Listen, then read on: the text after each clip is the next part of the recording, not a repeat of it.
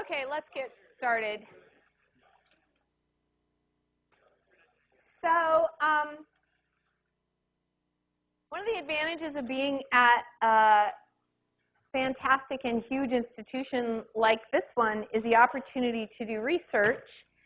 And in particular, from my vantage point, because there are so many of you, it's an opportunity to do research on how people learn computing, how people learn about computing. So to that end, we have with us a former student who has a research project she's working on for her master's degree. She's going to tell you a little bit about it and a little bit about your participation or lack thereof, and also to demo the mechanism that we're hoping to study for our class. So I want to introduce you to Chamila, and she'll introduce herself a little bit as well.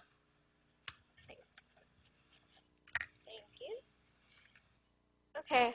Hello, everyone. So my name's Chamila Amathirigala.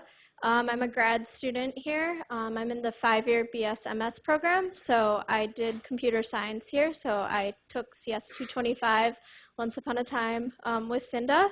So now I'm doing some research about about improving engagement in large classes like 225.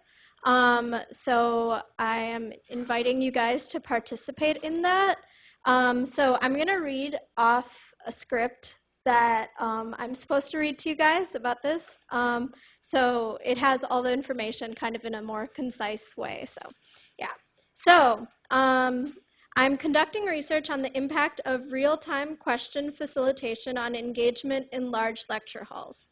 So in layman's terms, I want to find out if giving students the ability to ask questions instantly and anonymously will improve the number of questions asked, particularly in large lectures such as CS 225. So I'm inviting you guys to participate because you're enrolled in CS 225. So participation in this study includes utilizing the web application Lecture Helper, which can be found at a link that I will share with you guys via Piazza. So during class, you will be able to ask questions anonymously and almost instantly to Cinda through your Lecture Helper account. So if you agree to participate in the study, you'll need to create an account on Lecture Helper, and you'll be prompted to agree to these terms that I'm reading off to you. So don't use self-identifying information when creating an account, because we want you guys to be able to maintain your privacy and confidentiality. So at the end of the study, you can opt into a follow-up interview that'll be conducted through the app, and that'll take like 15 to 20 minutes. So at any point in the study, you can choose to withdraw, and you can do that by just simply stopping to use the web application. So we don't anticipate any risks or unfair benefits from this study, and your grades will not be impacted by your choice to participate or not participate in this study. So I'm coordinating the study completely, and I'm not a CS 225 TA, so I can't influence your grades in any way. So if you choose to participate in this study, your total time commitment will be your total time in lecture. So 50 minutes per lecture, 3 lectures per week, 15 weeks per semester, but we're starting in week 4. So then there's an optional follow-up interview, which would take 15 to 20 minutes. So if you have any questions, you can reach out to me. My email is on the form that was over here, and I'll send that out also in Piazza. Does anybody have any questions right now? Yep. So the question was, are you guys getting extra credit? And the answer is no. So it makes no difference to your grade. So that's like important. We don't want to like incentivize either way. But the thing is, if you participate, this isn't a guarantee, but you might get more involved in the class, and that would help your knowledge of like the material, which would in turn potentially help you on like your labs and exams. But that's what we want to find out. that's not confirmed or anything. So yeah. Any other questions?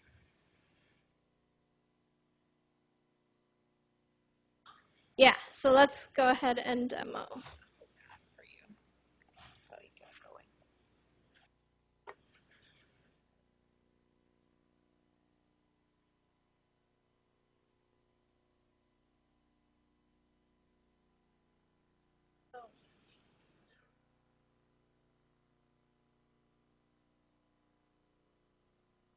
For what? What are the settings for like the Screen size stuff? yeah. If you just click on the green bar, I think it will do the right. This? Yeah, and then shrink it back again. Is that what you mean?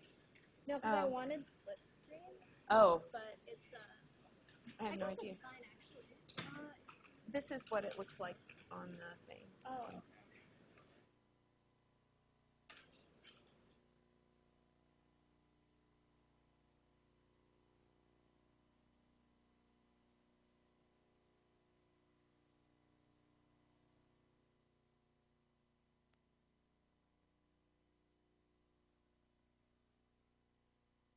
I'm sorry, didn't know what you wanted. It's okay.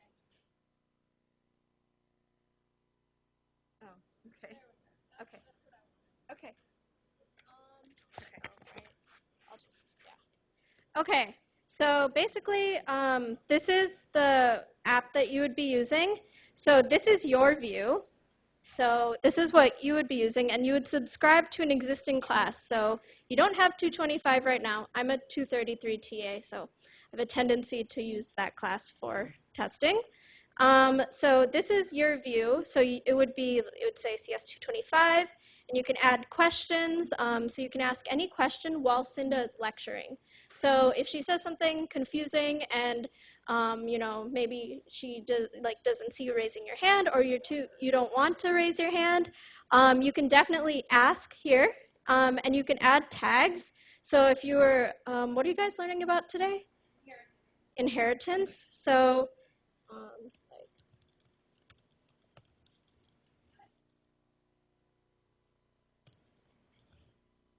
and let's say you're really confused. So, oh, okay, well there's an error, but that's okay. So the question was added, and you can see that it just popped up on the teacher view. So you can see here that right now the time is a little off, but inheritance, the question came through. So yeah. That's what I would. So this is what Cinda will see. You won't see this view at all. Does that make sense to everyone? No, location will be given to you via Piazza. Yeah. So that's not quite right. Yeah, so don't use this. This is not correct. This is only for demo purposes. Yeah. Okay, well, thank you. Have a good class.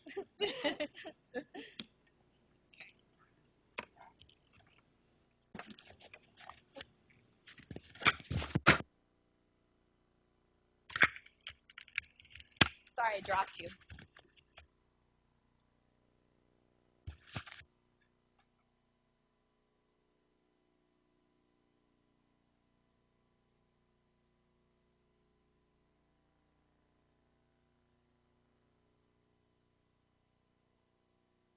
Okay, I have only a few other announcements.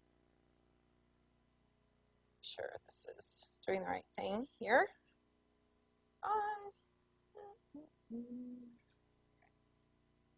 Okay, I only have a few other announcements. First thing I want to talk about is MP2. The early deadline has passed. I want you to raise your hand if you have read the spec for MP2. Okay, that's what I like to see. There are lots of hands raised. Very good. I won't put you on the spot if you haven't, but I want you to be inspired, if you have not read it, by the fact that it's getting read. And it would be a good idea to do so at least, to figure out what the task in front of you. The second thing I want to announce is that Exam 1 scores are being pushed out as we speak. Done. They're pushed out. So, oh, look what I just did. I sent you away, right? Like you're going to go look during class. What am I thinking? Yeah, well, okay. They're there for when you have a chance to see them. Let's see, and I think those are my only announcements at this point. We have another exam coming up. I'll do a more official announcement of it on Wednesday, and if it warrants discussion, we can kind of talk about how exam 1 went. All right, so we are still talking about C++.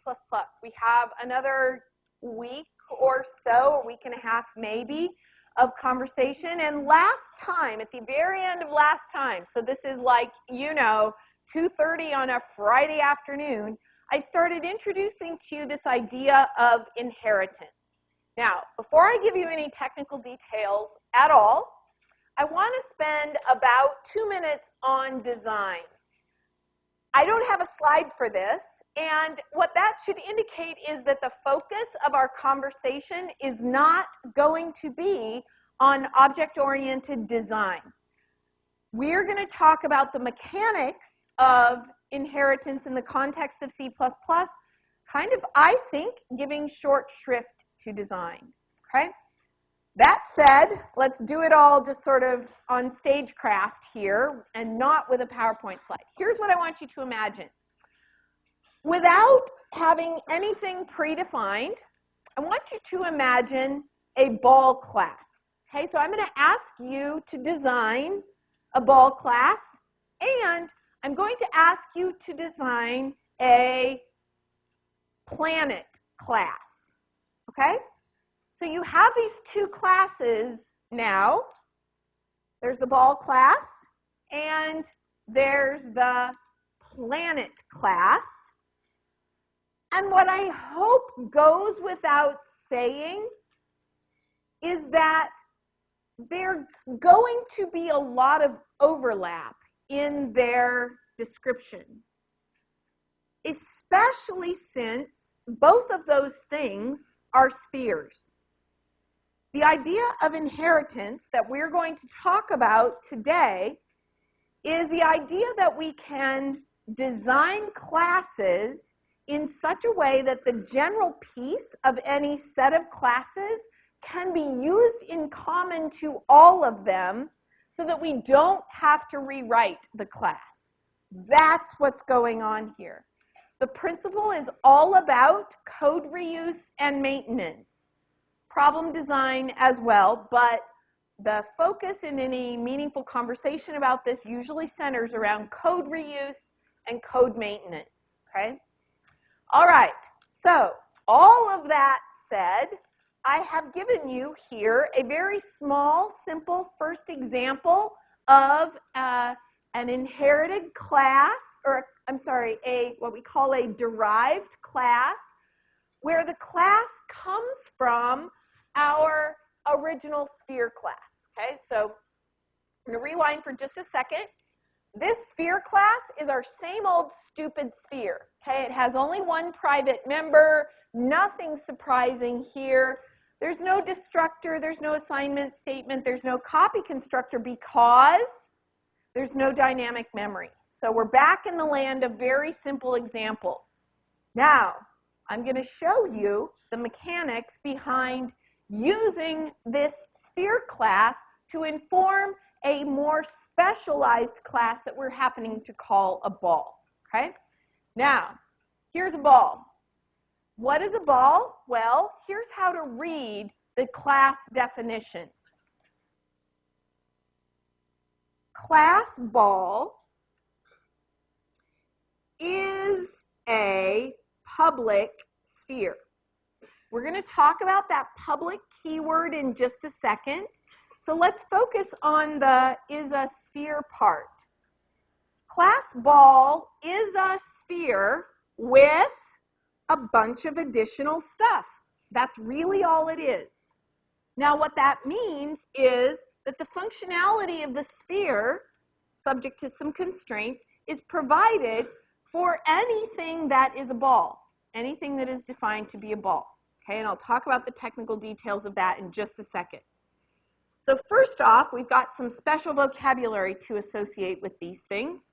We call the more general class, the one that can be applied to lots of different things, the base class.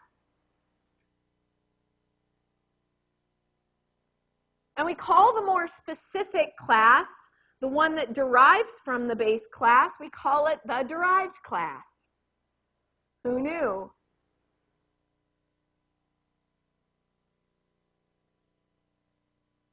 Okay. And we're going to be using those keywords today, so you'll get used to them. Do you have a question on the way back? Yep.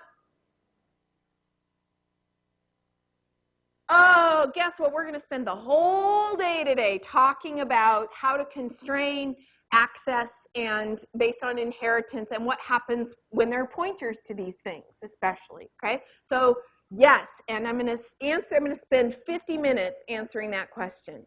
Oh, that doesn't work, does it? How about I spend 30 minutes answering that question?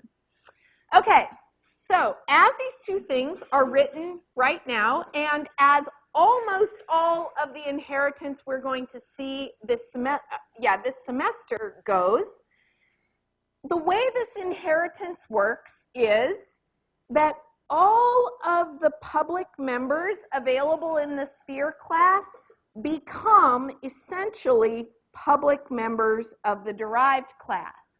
So, for example, I can declare a ball B, like this, and I can say B dot set radius 4.2. No problem. Okay, so that's an example. In this context, this is how this will work. And in almost all of the inherited examples that we do, this is how it's going to play out. In fact, I think you might already have seen this. Did anybody notice where we asked you to do a teeny tiny piece of inheritance already in this semester? Yeah, MP 2.1, that's right. We asked you to inherit from the PNG class to make an image class. Okay, and this is what you were allowed to do. Okay, well, of course, things are not quite as simple as just that. It's not just, oh, here's a bunch more functions, go.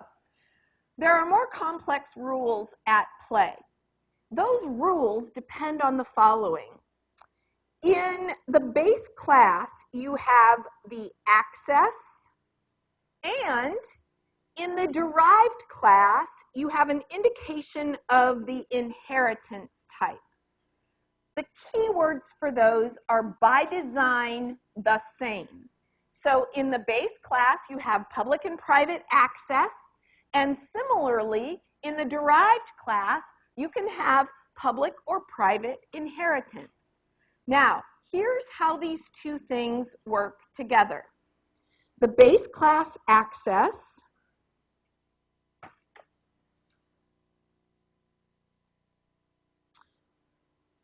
together with the inheritance type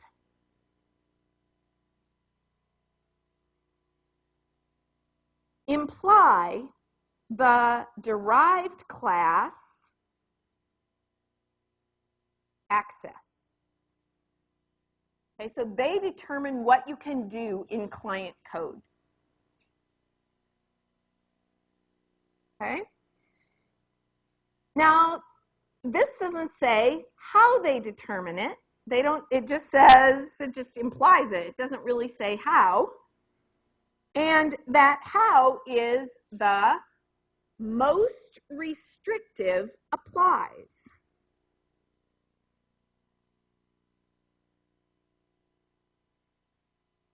So the most restrictive of the access type together with inheritance type applies in the derived class.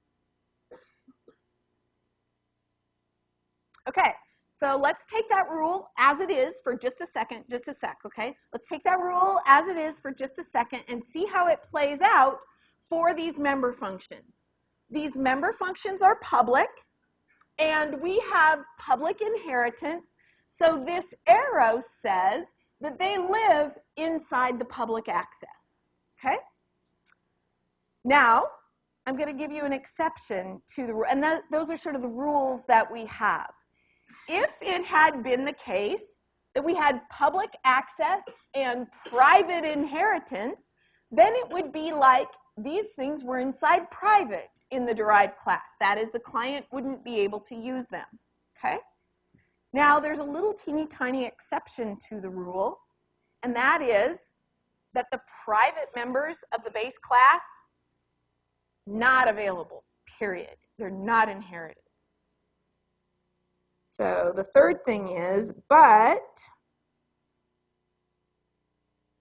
the private members of the base class are not inherited.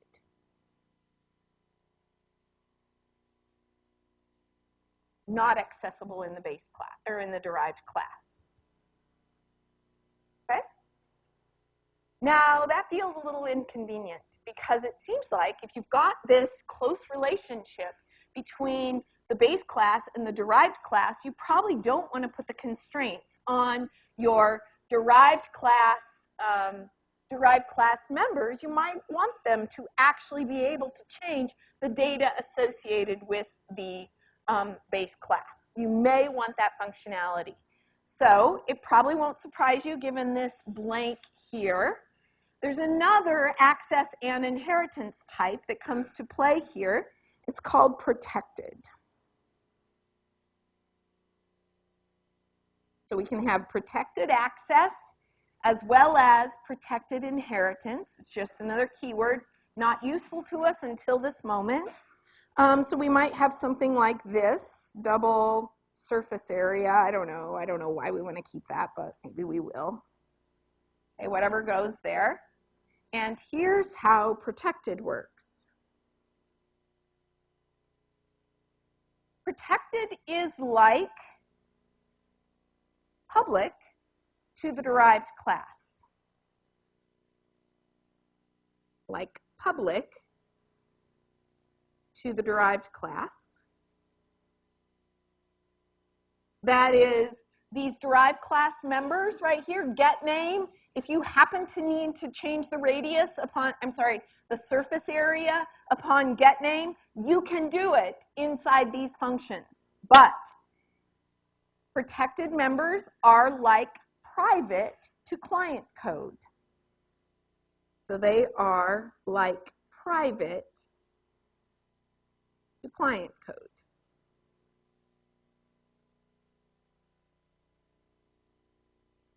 Okay, let's see. Let me see if there's something else I was going to say. Yeah, okay. Yes?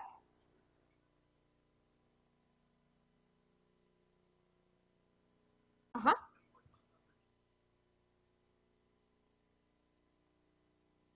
No, so set radius will always have access because those are both sphere class member functions, okay? Set radius will always have access to the radius. We're never going to mess with that, okay? So I can always call set radius in here because set radius is public. But what I can't do is say in get name, I cannot say the radius equal 8. Okay, I don't have direct access. Does that help? Okay, yes? Yes. Yeah, so the question is, will a protected variable in the base class also be protected when it's inherited by the derived class?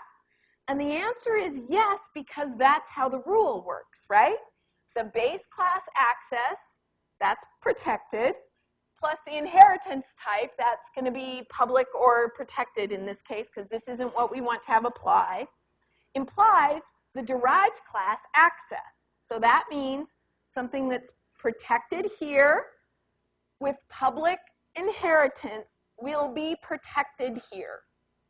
Okay, and the only reason that's relevant is if there are future derived classes, right? Like if we have a volleyball is a public ball, then you would have that class would have access to those protected members. Does that make sense? Protected is really only relevant in the context of an inherited class. Okay, yes?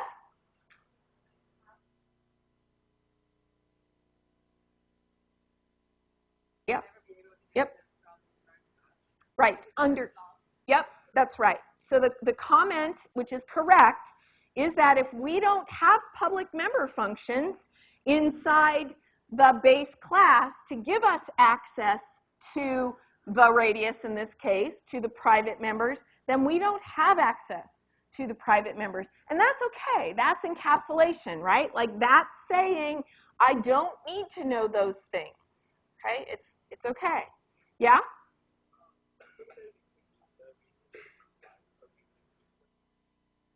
Yep. Yeah, so the clarification was, just to double check, inside say get name, you couldn't say, you would not be allowed to say the radius equals 5, but you would be allowed to say surface area equals 5. Okay, does that make sense? That perfectly captures the difference between the two. Yeah?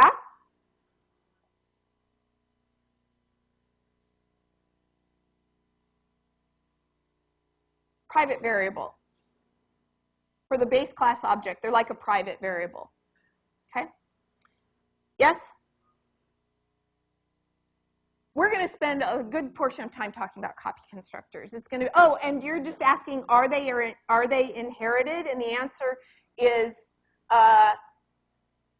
kind of, okay? I'll show you. Except that I won't show you till next time, because that's like the limit of where I got this time. So, or at last lecture. So I'll show you at the very start of next time. I have a slide for it. Okay. All right, are we ready to go on? There's one more little thing I want to point out, and it's kind of a design note. In a principle about this. If you notice, we have the same old sphere class, right? And everything about it is kind of geometric. And then we decided we needed something new, and we decided to call it a ball for no apparent reason, other than that's what, I don't know. But if you look closely at that ball class, everything inside the ball class is related to its private member, this thing called the name, okay? And that's a very common design sort of strategy, that you're going to take this general thing and essentially add data to it and add functionality that's all related to that data. That's just sort of what you would do in this context. All right, any questions about this so far? We're going to do a bunch more examples, so never fear. And I just noticed a bug, so I'll fix it. Okay. Can't be all of it. Maybe it is. We'll see. See if I forgot anything. Okay, so let's do some examples. Let's trace through some code and think about what happens here. Most of this is going to be like, well, duh, obviously, but we'll see. There are a couple little gotchas here. So let's look at main. We're going to declare a sphere, size 8. We know that works fine, right? That sphere class really didn't change compared to what we had before. So we got to agree at the start that that will work fine. The question is, the first interesting question is, will that work?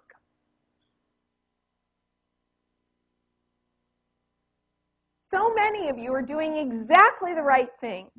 You're looking down at your paper and looking at the previous slide, right? What are you looking for? Somebody who did it. What are you looking for? The constructor in the ball class. That's right. So there it is, that one that I just fixed. There it is. So we have every reason to believe that we should be able to declare a ball in this way. Now, how we make that happen, that will be at the start of next time when we talk about constructors, okay? So right now, we're just going to say, okay, yes, we can do that because we've declared the right kind of constructor. Okay, let me show you a little bit of a diagram. Without looking at the details of that constructor, let me show you a little bit of a diagram about what kind of happens in memory. A ball has these two fields associated with it, and surface area, but whatever, right? Okay, it has at least those two fields associated with it. Here's what's going to happen. The base class thing is going to be built, and the derived class stuff will be added to it.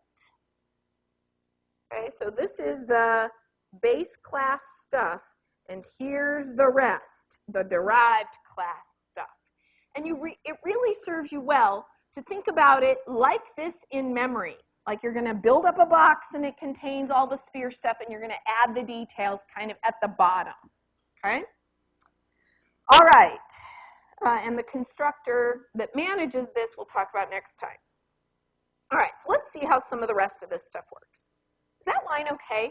Double A equals B dot get volume. Should that work? It better, right? Like that's what this is all about, giving that function to the ball class. So we didn't have to re-implement it. Okay, fine. Now let's get a little fancy. I have defined here this function that invokes get volume for us.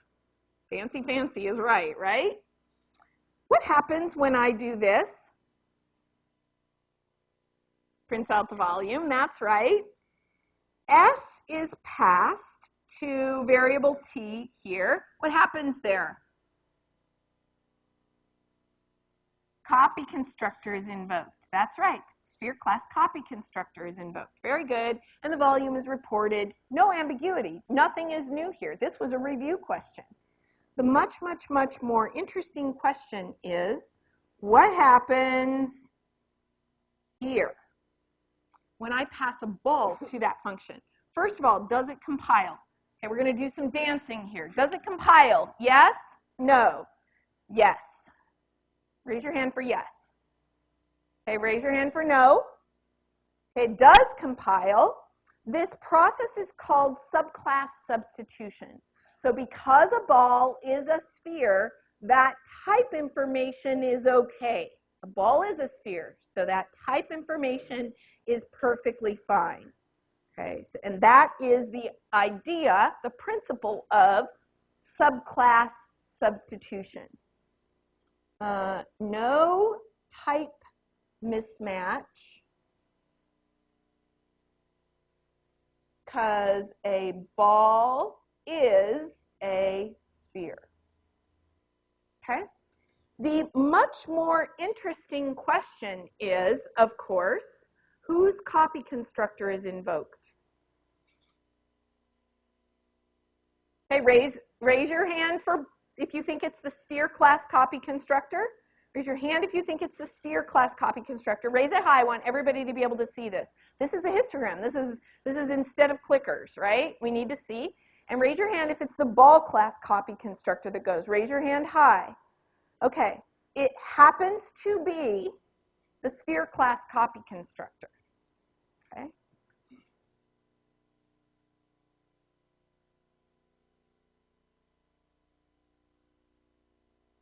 What the heck? What does that mean? It means if we pass a ball to that function, part of it is cut off, right? It has everything we need for the sphere. We know that, but part of it is cut off.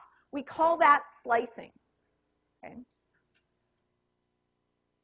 All right. Any question about it? Does it make sense? Kind of makes sense. Yeah?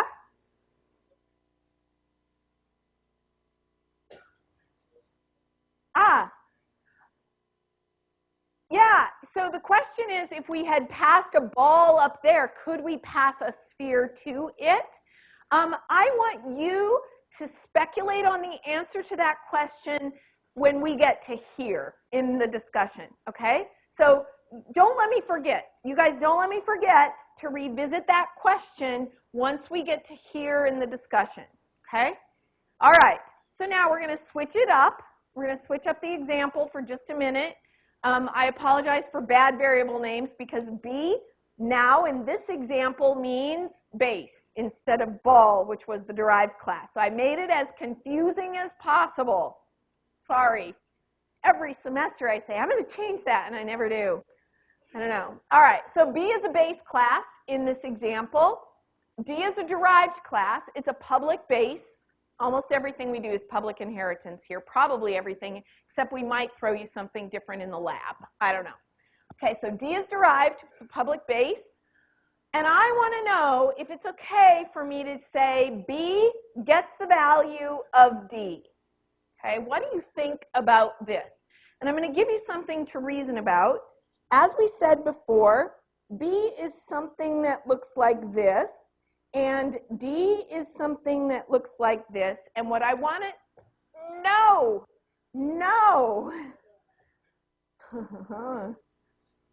D is something that looks like this. B is something that looks like that, because let's be as confusing as possible.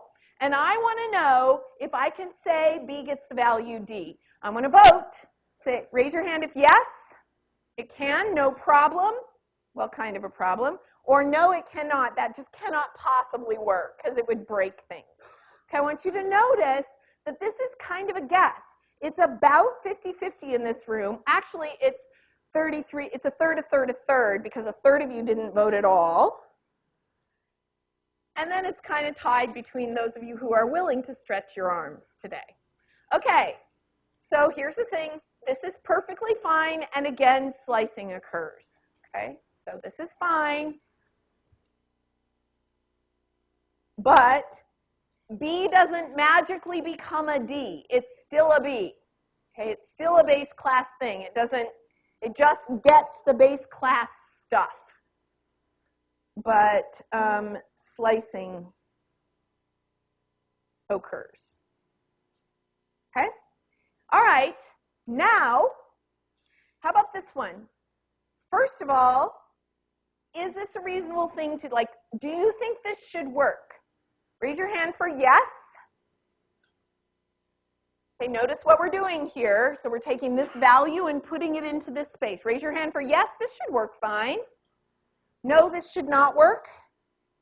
Okay, the no's win here. There's a clear majority, and that's correct. That instinct is correct. That there is no elegant mechanism for taking something general and inferring anything about it so as to make it more specific, okay? And this idea that you can make this assignment actually results in a type mismatch. So this is a type mismatch.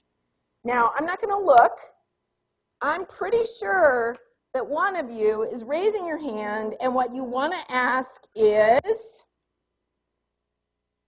can you cast it to the other type? The answer is yes, you can. You can use, the parentheses around the type information and what we call upcast to the derived class object. So you can take this and say, parentheses derived, and force this thing to be interpreted as a derived class thing. But I will tell you right now that pure programmers will turn their noses up, and they'll say, oh, surely you could handle the upcasting in design rather than upcasting. It's pretty much universally considered to be an inelegant but also insecure mechanism for enforcing type. Okay, so bad practice at best. Bad practice at best. So I'm not even going to show you the actual syntax. Suffice to say, don't put parentheses with the word derived right in there. It will make it compile, but it will not make it robust in the memory end of things. Okay, so now I want to revisit your question. Okay, what was your question? In this example up here,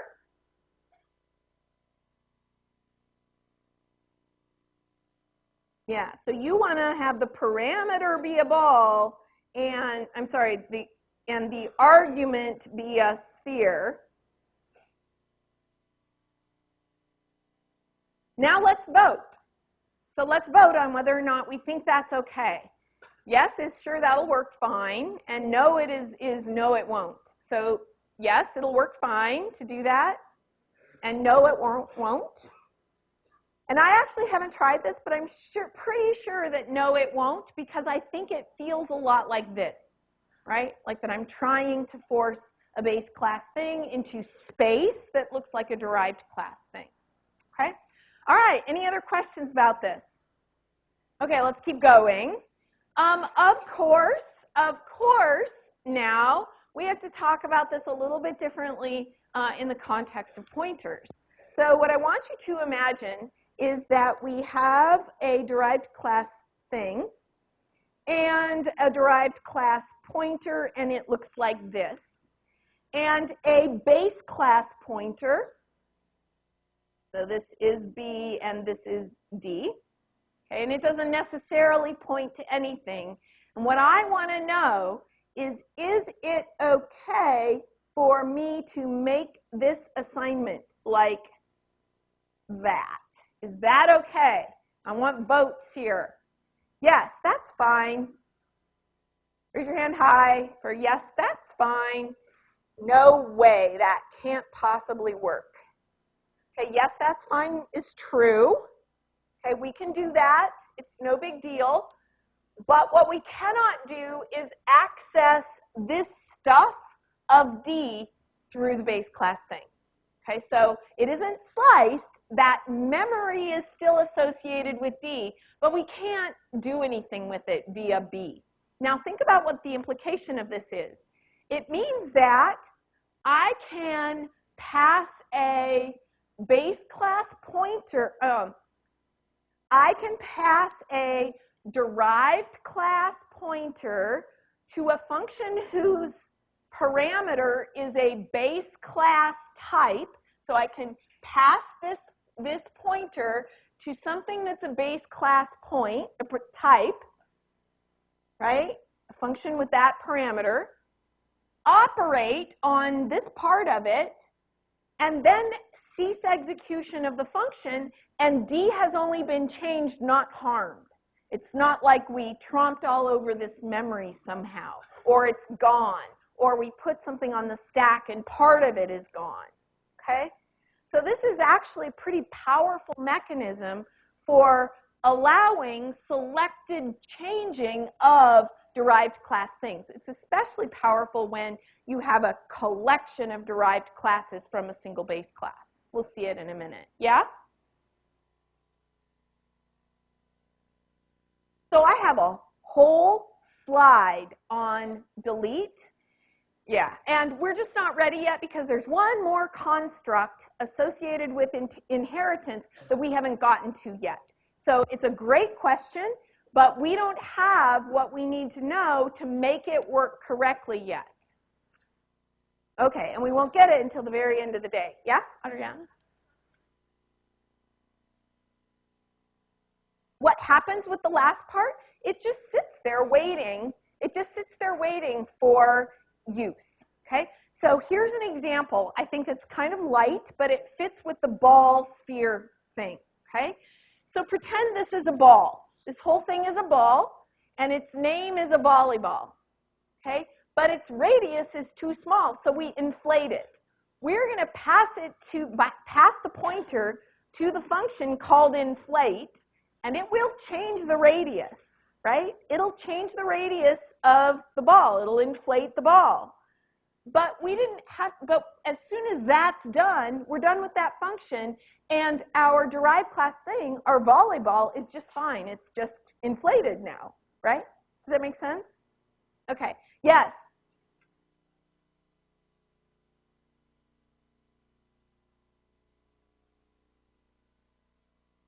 So pointer D is defined to be this whole thing. I'm not even sure I know how to figure out what that memory address is, and which makes me think I would have to be in a completely different context in which that would matter, right? Like, I want to stay way away from that kind of memory manipulation in this class.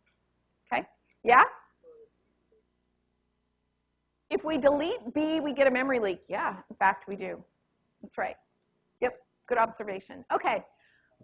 That's foreshadowing for next time. Yeah? No, we're not going back. I got to keep going. I have to keep going. I have to keep going. All right. The astute of you, the awake of you, might have noticed that the sphere class and the ball class both had a function called display. They both had a function called display. Now, the purpose of that function display is merely at this point to tell us which one of them is invoked. Okay? So the sphere class version says sphere, and the ball class version says ball, and that's it. That's all they do. Okay? So what I want to know is if I say sphere S and ball B, what do I see if I say sphere.display? Sphere, it better be, right? What if I say B.display? Ball, it's ball. Yay, phew, that's what we expect, okay? Now I want to change things up a little bit, and instead of dealing with the objects themselves, I want to deal with pointers. And I'm going to have a sphere class pointer, okay? I'm not going to talk about a ball class pointer because it behaves exactly as you would expect. Sphere class pointers, maybe not so much. So I'm using a pointer to the general thing. And in this example, I'm going to give it the address of that general thing. So I'm going to give it a sphere object address. When I say sphere pointer display, what do I get? Sphere, yay, as you would expect. Now we're going to change it up. I'm still dealing with sphere pointer, but now what kind of thing am I giving it the address for? Ball, that's right. So I'm giving it a ball class. So I've got a sphere pointer on the left-hand side and a ball's address on the right-hand side, okay? And now I'm going to say S pointer display.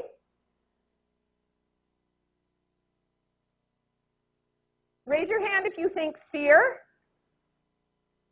Raise your hand if you think ball. Okay, very good. I want to know what you think we intend. Before I tell you what C++'s default behavior is, I want to know what you think we probably intend by this. Okay, so I assigned a ball memory address to a sphere pointer. What was our intention probably? A sphere? Raise your hand if you think we meant to call the sphere one. You don't have to be shy here. There is no evaluation. Raise your hand if you think we meant to call the ball one. Okay, very good. Your instincts here are served pretty well. The true answer is, in fact, it's the sphere's display that is called by default. So, the principle is C++ by default employs what we call static binding or early binding, and that's function binding. So it says at compile time it says, what kind of thing is this? It's declared to be a sphere. I'm going to instantiate the display function. Okay? That's what it does by default. It does it because the resulting machine code is as small as possible and thus as and thus as fast as possible. But as your instinct said, that's almost certainly not what we intend. So the question is, if we want the functionality that forces the ball's version of display to be used, how do we do it? And the answer is that we've got a keyword that we use called virtual.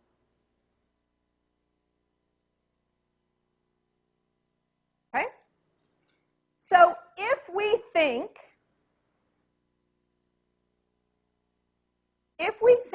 that a base class function should be allowed to be overwritten in a derived class, then we make it virtual. So a virtual function is a function that is allowed to be overwritten in a derived class.